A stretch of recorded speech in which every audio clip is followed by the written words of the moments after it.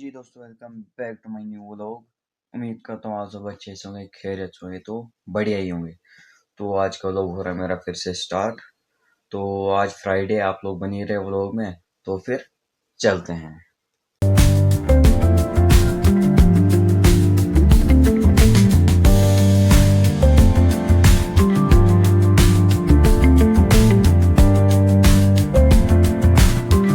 अभी मैं जा रहा हूँ नमाज़ पढ़ने के लिए, तो आपको मिलता हूँ नमाज के बाद।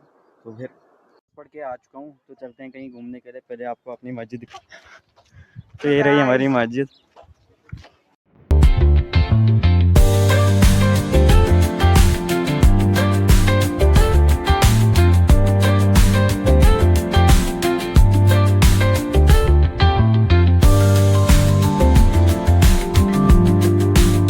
हाँ जी दोस्तों, तो आज के व्लॉग को हम करते हैं यहीं पर हैं।